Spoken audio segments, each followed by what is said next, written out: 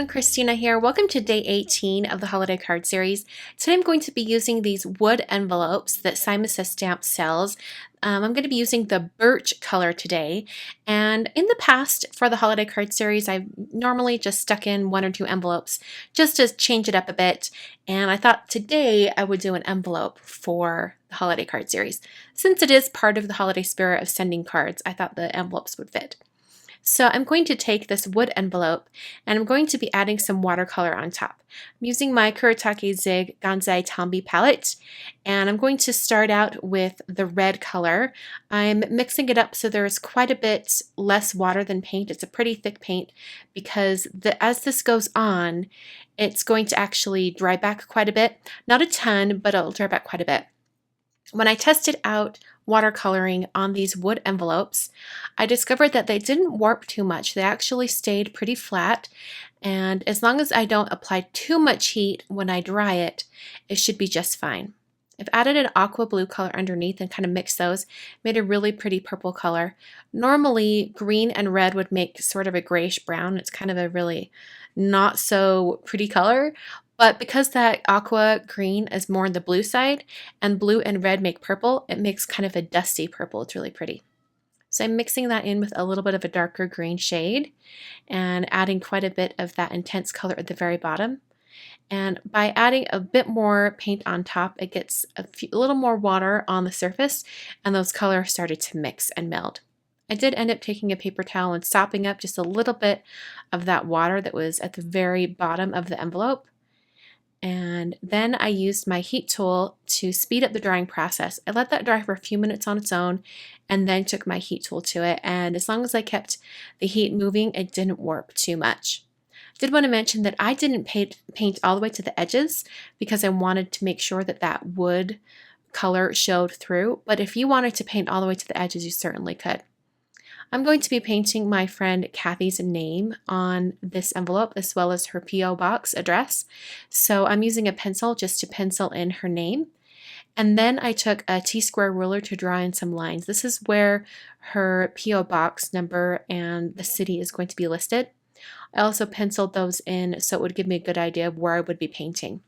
I'm going to be using the Finetec metallic palette today. I'm going to use the more kind of pale gold champagne color, and I started to paint on her name and then realized that I needed this watercolor or this paint to be very, very thick while I was applying it, because otherwise, as you can see on that letter K, it starts to really wick out on the texture of the wood. So as long as your paint is more on the thick side, it won't feather out in the wood grain.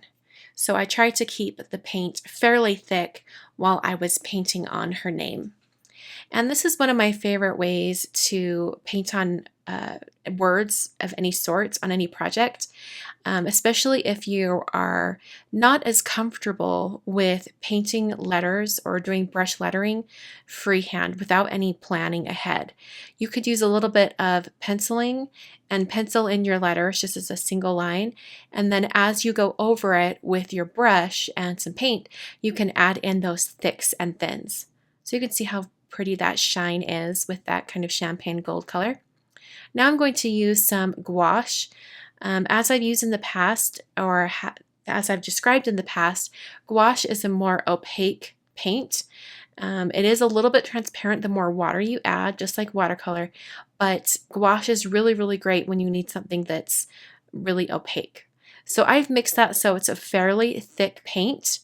Just watered it down just a tiny bit, and now I'm painting on the numbers and the street address for her P.O. box. I did test out just using a white gel pen on this wood envelope, but it was a little bit too much texture and I couldn't get it to write very clearly. And since I want to make sure that the post office is able to deliver this envelope, I thought it best to go ahead and paint on the address. So I'm adding her zip code numbers just down here at the bottom. If you're going to be doing an envelope like this, I really recommend penciling on the address first, and then after you're done, you can erase any of the lines that you didn't need, because it makes it a ton easier when it comes to painting the envelopes. So because there were all those spaces around the painting and the brush lettering, I decided to fill it with some snowflakes. Now I am referencing some snowflakes from the Simon Says stamp Lots of Snowflakes stamp set, and I'm just looking at it for some examples of some different snowflakes. So some of these might look familiar. They are some snowflakes from that stamp set, and I'm just very carefully drawing these on. These aren't precise, they're not symmetrical or anything like that, like the stamp set is, but this really adds to the hand painted and hand drawn look of this entire envelope. So I'm going to add on another snowflake, and the thing I wanted to mention about this is that the more snowflakes you paint, the more comfortable you will be in freehand painting these. I just always started from the center and adding the 6 kind of legs that come out from the snowflake, and then I added all the different elements. To fill in some of those areas around the larger snowflakes, I just drew on some little kind of glistening snowflakes, just little bursts of snow that I thought would look cute. And after I had all of those snowflakes on and I let it dry for just a few minutes, I went back through with my eraser and erased some of the more obvious pencil lines. Now, once I had this painted, the pencil lines didn't show too much, but I still could see a few, so I did erase them.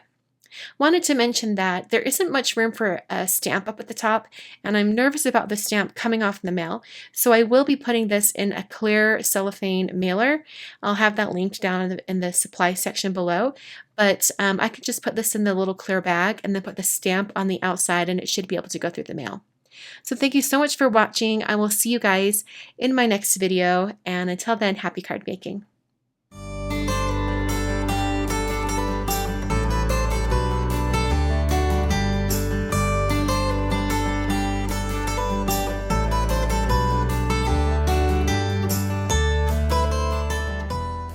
On screen right now are 6 more card videos. These are all day 18 of the holiday card series from the 6 previous years. So if you'd like some more card inspiration, you can check out those on your screen right now. You can visit my blog at kwernerdesign.com, and I'll be back with the next holiday card series video on Friday. Thanks so much for watching, and I'll catch you guys next time.